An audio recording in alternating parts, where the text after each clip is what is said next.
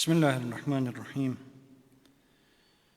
الحمد لله الذي رزقنا القرآن شفاء للنفوس وطمأنينة للقلوب يخفف الهم والحزن ثم الصلاة والسلام على أشرف الأنبياء والسيد المرسلين سيدنا ونبينا محمد وعلى آله الطاهرين وصحبه المنتجبين اللهم صل على محمد.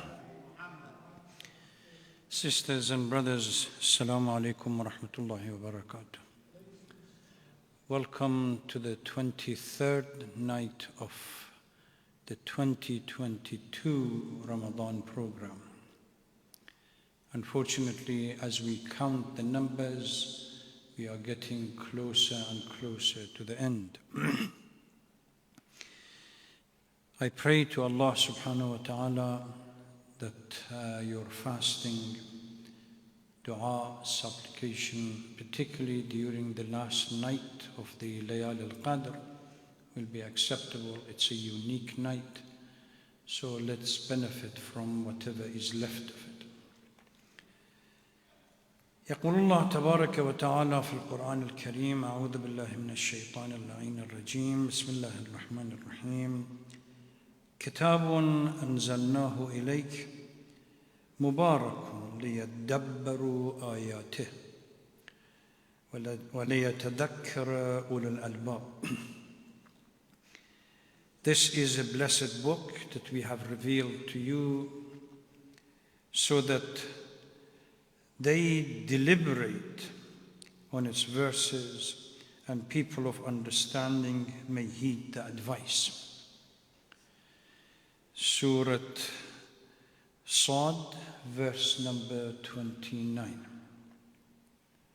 As usual, since we started last night the discussion about the Tafsir al-Quran, I pointed out, reminded everyone of few issues or themes that they have to keep in mind. Number one was the kind of analysis that one goes through in understanding Quran. We had the textual authenticity, the historical analysis, and naturally follows from there the originality of the Holy Quran, and few other issues that we discussed last night. One of the points that I raised at that time was that there are a number of concepts mentioned in the Holy Quran necessitating the commentary or at least clarification by the Holy Prophet at the time, and naturally for followers of Ahlul Bayt, the Imams as well. Tonight I want to follow that conversation before I move into what I call the first serious topic that I want to discuss. The first one, which is not unique to Quran and the Arabic language, there is another language which is sacred for the Jewish community, the Hebrew. They are going through the same kind of things. The Arabic language in which the Quran was revealed is considered to be a miracle. Ijaz al-Quran is something that we discuss in its eloquence. And no human or jinn have been able to compose anything close to it.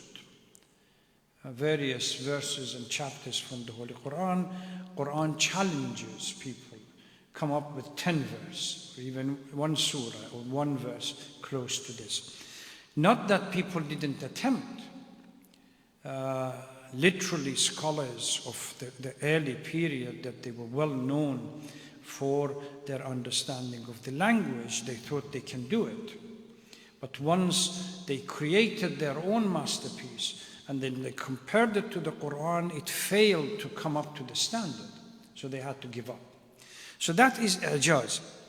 But this language in which the Quran was revealed contrary to the conceived wisdom that today is not the same as the Arabic language that we speak about it today. The language, the Arabic language is similar, which we have the modern Arabic language, but the classic Arabic language that is the source of the Quran there are huge differences between that and the modern Arabic language.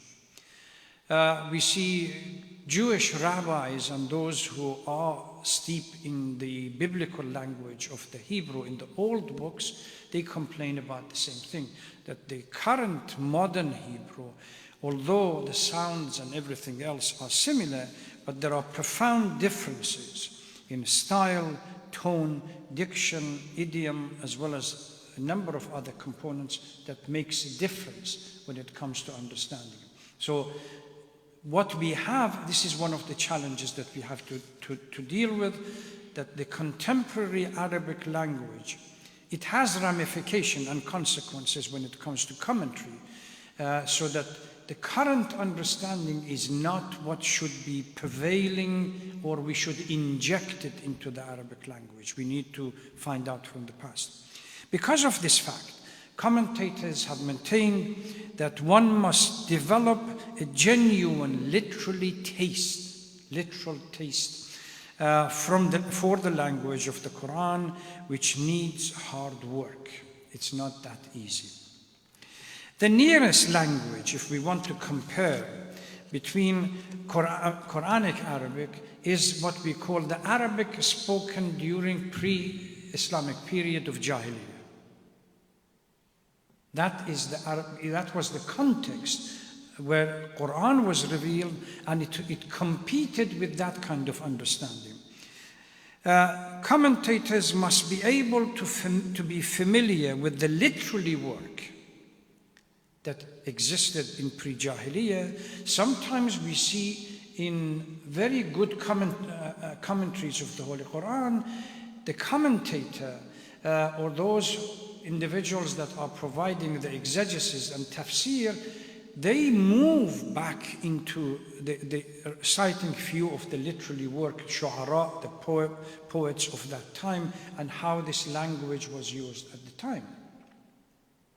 They cite such work to support their own interpretation of the verse, or a sometimes particular word or a phrase, because it was used at the time, and this is the meaning of it.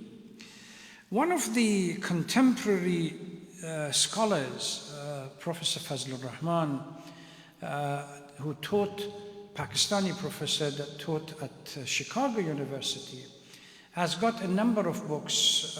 One of them was that I referred to it last night.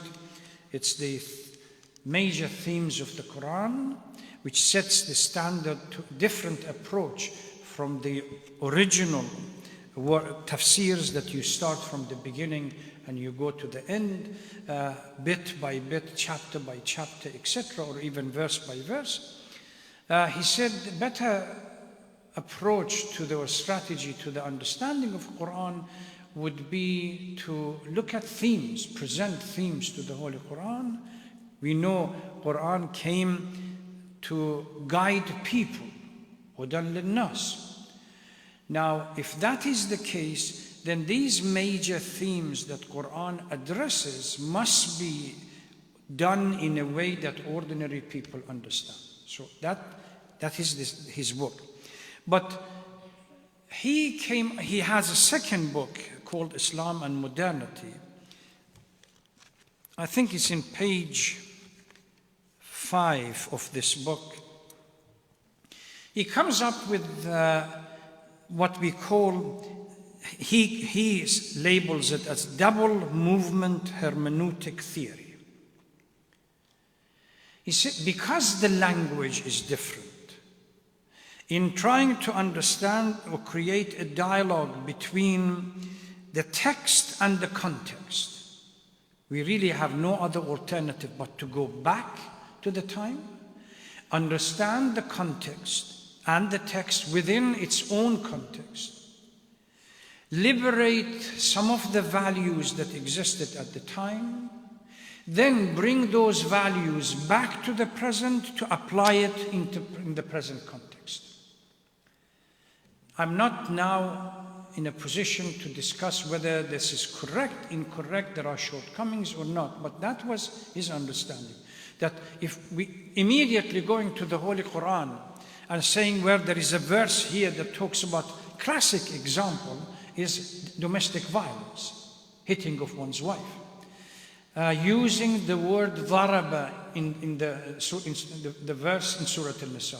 He says this is not the right approach in understanding and translating these verses. You really need to go back to 1,400 years ago and see how the text fit in its own context of the time, and take the values, norms, and ethical, moral values of the time that people of that time understanding it. The same thing goes for hijab, or the same thing goes for a number of other issues. One of the things that we have regarding, are we allowed to eat meat slaughtered by non-Muslims? Simply relying upon the verse, طَعَامُ أَهْلُ الْكِتَابِ حِلٌّ لَكُمْ, it doesn't give us the answer. We really need to go back to those periods and find out 1,400 years ago, when the verse was revealed, what did people understand from the phrase ta'am?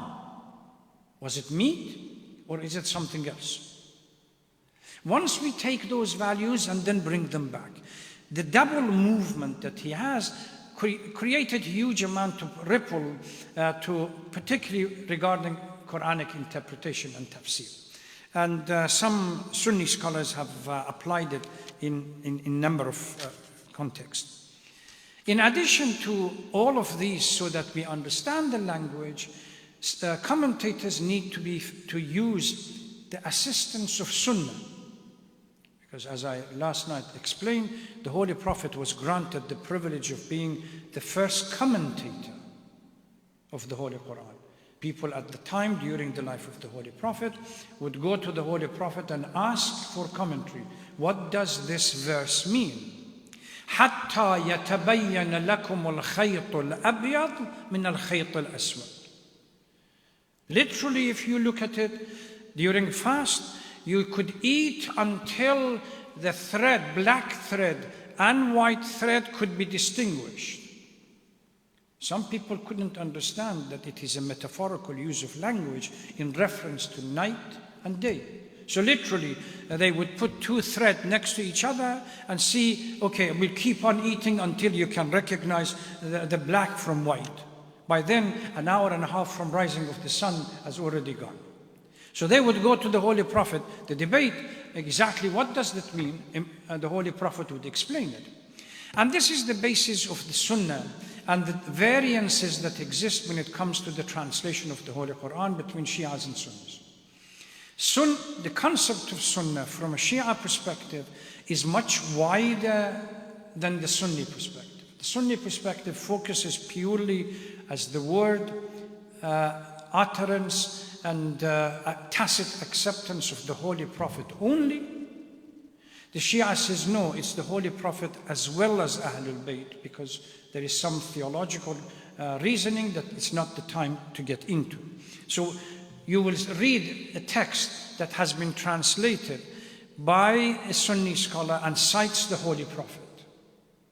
And then the same text being translated and made commentary by a Shia scholar, but because of his or her occasionally commentary of that, you have much more wider scope of understanding the Sunnah, then the consequence or the result, the conclusion is going to be different.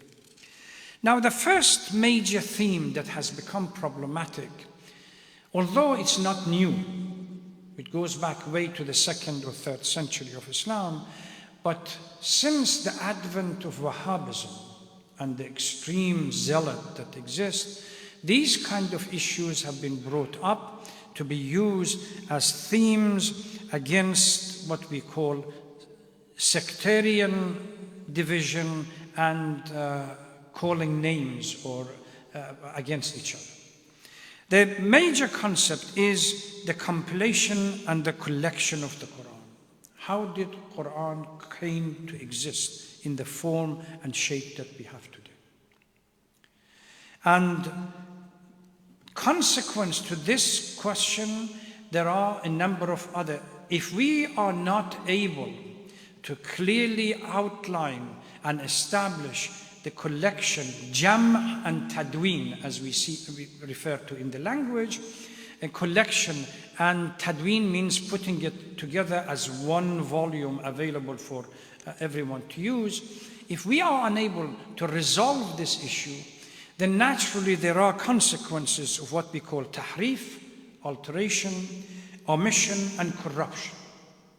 And these are major concepts that you see them in most, at least, Orientalist approach to understanding of the Quran. That what we have, really we have no clear evidence to establish that this is the complete Quran. And they cite a number of ahadith that exist, say in Sahih Bukhari, Sahih Muslim, or anything else. So the debate, although it's past, but now it has become evident again. The manner by which the Quran was collected will be used by those who have other motivation to undermine the authenticity of Quran by saying that we really have no evidence. The evidence for collection of the Quran is weak, and the possibility of alteration, omission, and so on, and corruptions exist all the time.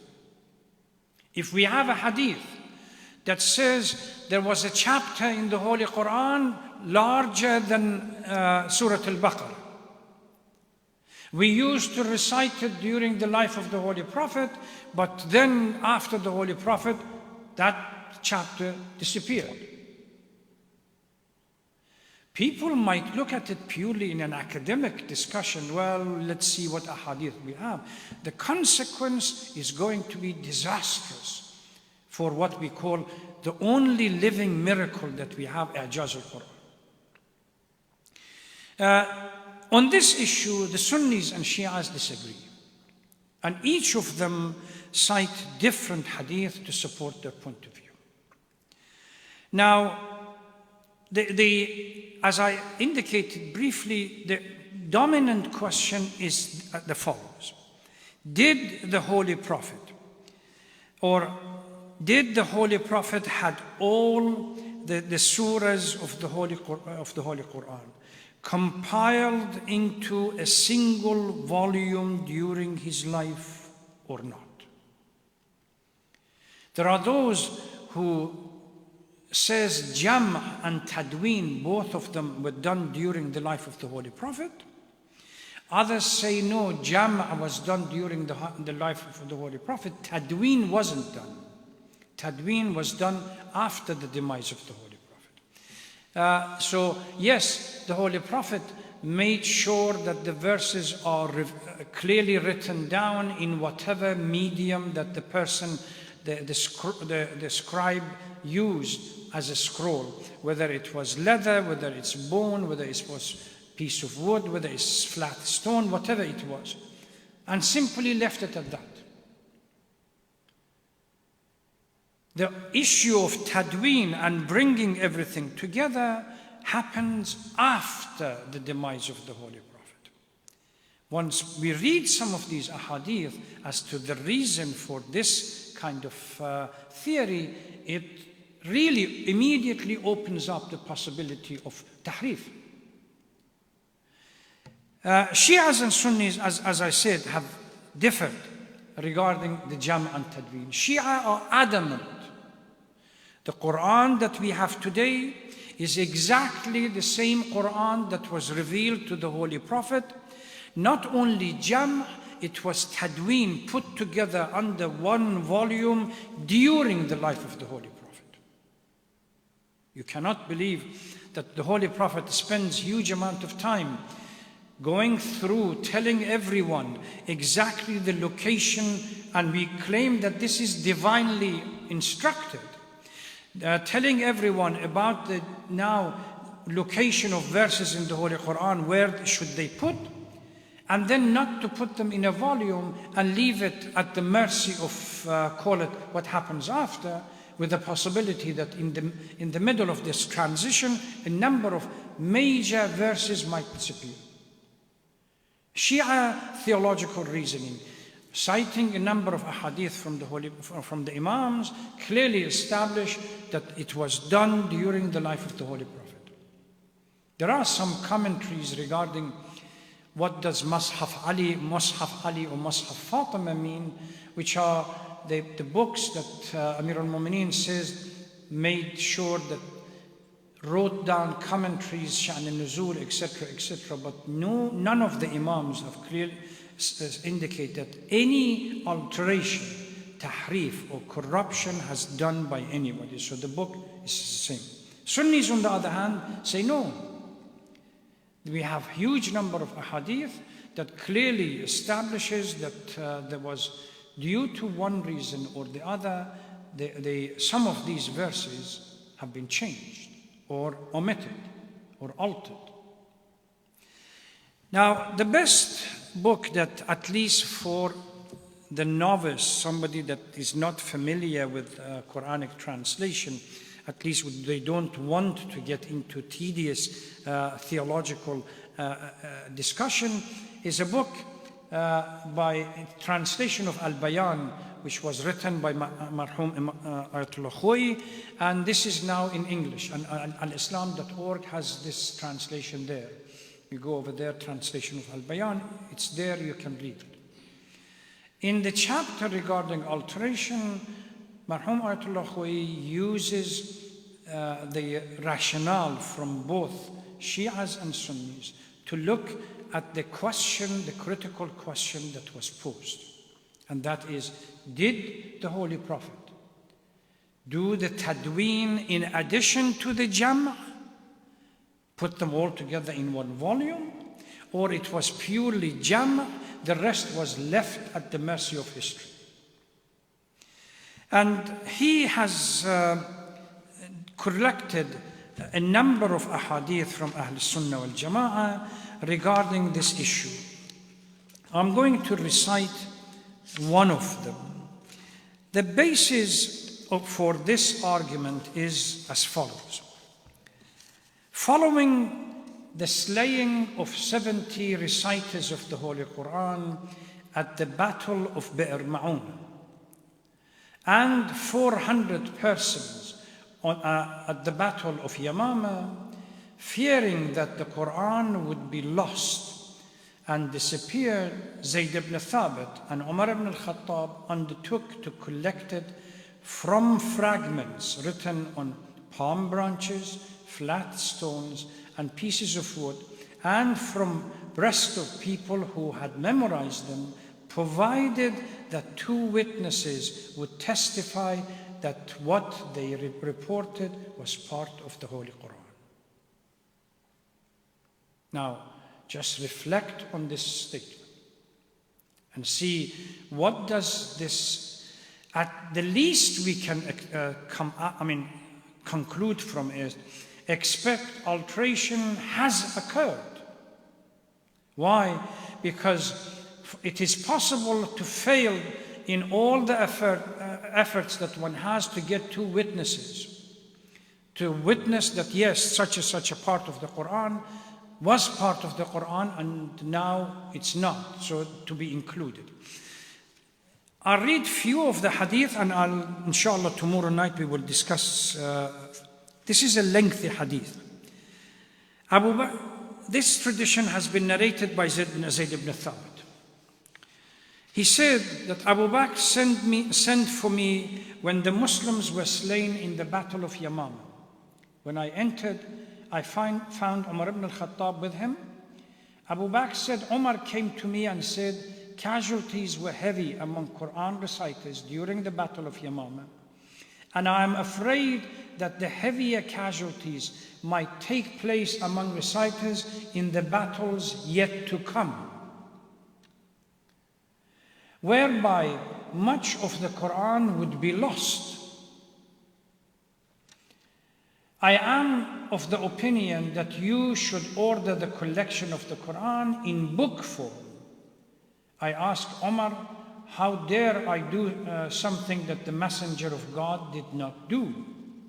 See, this notion, there are two points that must be constantly stressed. One, if you look at the Jewish enterprise in Palestine, it rested on the notion land without people for people without land, that nobody lived in Palestine. That theory, that hypothesis is falling apart now. So there are something similar to this that exists in the theological argument that exists in the Sunnis. One with regard to Ghadir, that the Holy Prophet did not appoint anyone after him. And number two, with regard to the Holy Quran, that the Holy Prophet did not collect the Holy Quran in one volume. So Zayd ibn Thabit says, how can I do that? Umar replied, this is by God. By God is a good thing to do. Omar kept urging me until God opened my chest for that, and I came to view the matter as he did. And then they said together, you are wise men, they said together, and go. I traced the Quran, collecting it from palm branches, flat stones, and breasts of people who had memorized it, until I found the last part of Surah Al-Tawbah in the possession of somebody, one of the Ansar. Having found it with no one else, there has come to you as a messenger. And then he goes on how they used the idea of bringing in two witnesses where there was a dispute, bringing in two witnesses to support the argument. This is huge, literally disservice to the Quran. As if that you open the can of worms and you say that there is a possibility of mistake, alteration, tahrif, corruption, even if it is one verse. I mean, if you read this chapter, there are other ahadith narrated in Sahih Bukhari and Sahih Muslim that literally speaks about huge chapters disappearing from al-Mu'minin Aisha and others. That we used to recite surah as big as Surah Al-Baqarah, no longer in the Quran. In an attempt to attribute the collection of the Quran to 2 or 3 individuals, we are undermining the authenticity of the Quran. And this is a critical issue. Now, the Shia scholars, there are 1 or 2 ahadith existing in some fringe books that collected, and the Shia scholars have responded to it. Unfortunately, in the polemical debate that exists between Sunnis and Shias, the Sunnis tend to ignore all of this wealth of narration and account that exists in their book regarding the tahrif and alteration and corruption of the Holy Quran, and focus on, well, the Shias claim that this is not the original book because of tahrif and alteration. Tomorrow night, inshallah, I will focus on continue what is the problem with such an understanding. Even the reports and the accounts are contradictory between themselves. So Ayatollah Khoy, rahmatullah alayh, does this in an eloquent and excellent way, very concise, and I strongly recommend, if you have time, to go to alislam.org. And this book was translated by Abdulaziz Sashidina.